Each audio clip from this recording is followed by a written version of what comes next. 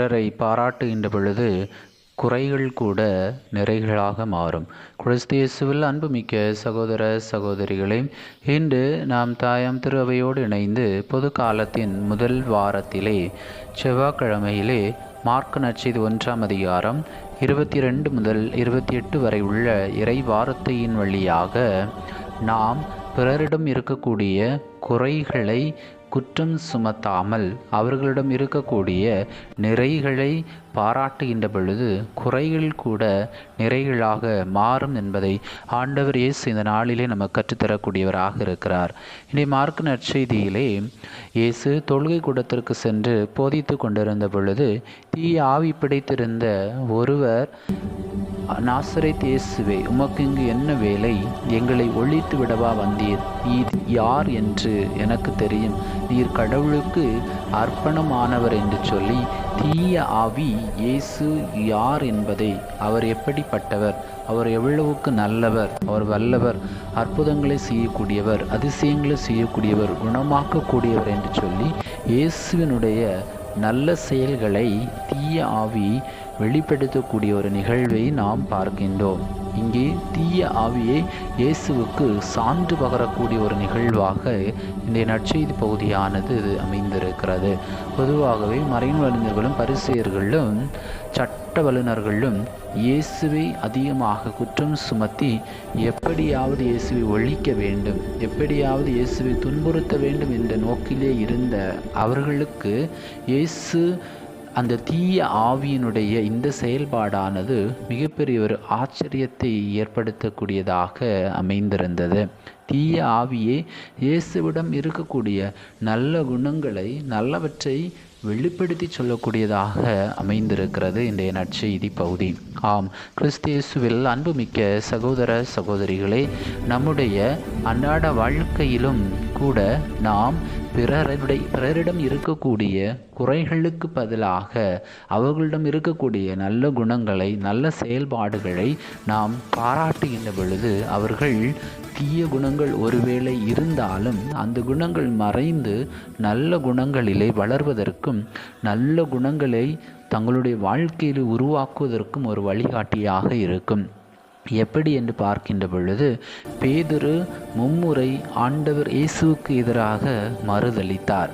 ஆனாலும் 3 முறை மறுதலித்த பிறகு அவர் தன்னுடைய பாவங்களை உணர்ந்து இயேசுவிடம் மன்னிப்பு கேட்கின்ற பொழுது அவருடைய வாழ்வு மிகப்பெரிய ஒரு மாற்றத்தை காண முடிந்தது. அதாவது இயேசு சொல்லக்கூடிய வார்த்தை, நீ பேதுரு, இதோ நீ பாறை, இந்த பாறையின் மீது என் திரு அவை கட்டுவேன் என்று சொல்லி இயேசு அவருடைய குறையை பார்க்காமல் அவரிடமிருந்த நம்பிக்கை, விசுவாசத்தை கண்ணோக்கி திருச்சபையினுடைய திரு அவையினுடைய முதல் திருத்தந்தையாக பேதுருவை உயர்த்தினார்.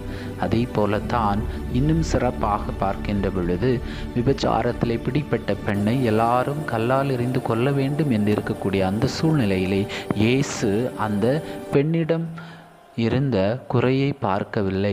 மாறாக அங்கே இருந்த எல்லாருமே இந்த பெண்ணை கல்லால் எறிந்து கொல்ல வேண்டும் என்று சொல்லக்கூடிய சூழ்நிலையில் இயேசு அங்கே இருந்த ஒவ்வொருவரையும் பார்த்து, நீங்கள் பாவம் செய்யாதவர்கள் இந்த பெண்ணின் மேல் முதல் கல்லெறியட்டும் என்று சொல்லக்கூடிய வேளையிலே எல்லாரும் வெட்கி தலை குனிந்து ஒருவர் பின் ஒருவராக அந்த இடத்தை விட்டு அகன்று சென்றார்கள்.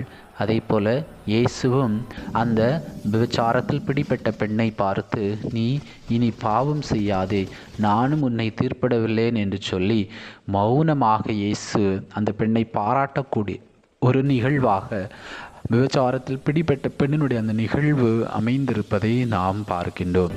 ஆம், கிறிஸ்து அன்புமிக்க சகோதர சகோதரிகளே, நம்முடைய குடும்ப வாழ்க்கையிலே கணவன் மனைவியிடம் இருக்கக்கூடிய குறைகளை மட்டுமே பார்க்காமல் அவரிடம் இருக்கக்கூடிய நல்ல குணங்களை கணவர் மனைவியை பாராட்டுகின்ற பொழுது ஒருவேளை ஒரு சில கெட்ட குணங்கள் இருந்தாலும் இந்த நல்ல குணங்கள் வழியாக முற்றிலுமாக மறைந்து போகும். அதே போலவே மனைவியும் தன்னுடைய கணவரிடம் இருக்கக்கூடிய கெட்ட குணங்களை பார்க்காமல் நல்ல குணங்களை பாராட்டவும், இன்னும் ஒரு வேலைகள் செய்கின்ற பொழுது நன்றாக செய்திருக்கிறீர்கள் என்று பாராட்டுகின்ற பொழுது கணவர் இன்னும் உற்சாகம் அடைந்து இன்னும் நல்ல காரியங்களை தன்னுடைய குடும்பத்திற்காக செய்வார். அதே போலவே பிள்ளைகள் பெற்றோரிடம் இருக்கக்கூடிய நல்ல குணங்களை பாராட்ட வேண்டும்.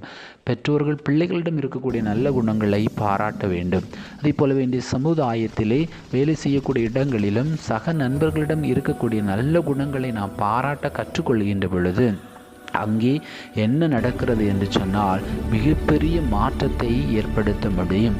நாமும் கடவுளுடைய பிள்ளைகளாக மாற முடியும். ஆம், அன்புமிக்க சகோதர சகோதரிகளே, ஒரு சில நேரங்களில் நாம் சொல்லக்கூடிய வார்த்தை, இந்த மனிதர் இவன் இப்படித்தான், இவன் அப்படித்தான் செயல்படுவான், இவன் இப்படித்தான் என்கின்ற அந்த ஒரு மனநிலை இல்லாமல் நாம் பிறரிடம் இருக்கக்கூடிய குறைகளை மட்டும் சுட்டி காட்டாமல் நல்ல குணங்களை கண்டுபிடித்து பாராட்டக்கூடிய ஒரு மனப்பான்மை நமக்குள்ளே நாம் வளர்த்து கொள்வோம். அவ்வாறு செய்கின்ற பொழுது நாமும் கடவுளினுடைய உண்மையான பிள்ளைகளாக இயேசுவை போல நல்ல செயல்கள் செய்யக்கூடியவர்களாக, வல்ல செயல்கள் செய்யக்கூடியவர்களாக மாற முடியும் என்பதை இந்த நாளிலே நாம் கற்றுக்கொள்கின்றோம். எனவே குறைகளை மட்டும் சுட்டி காட்டாமல் நிறைகளை பாராட்டுவோம். அவ்வாறு பாராட்டுகின்ற பொழுது குறைகள் கூட நிறைகளாக மாறும் என்பது இந்த நாளிலே இயேசு நமக்கு கற்றுத்தருகிறார். எனவே இதற்கு தேவையான அருள் வேண்டி நாம் இறைவனை நோக்கி மன்றாடுவோம். எல்லாமல்ல இறைவன், தந்தை, மகன், தூய ஆவி உங்களை நிறைவாக ஆசீர்வதிப்பாராக. ஆமீன்.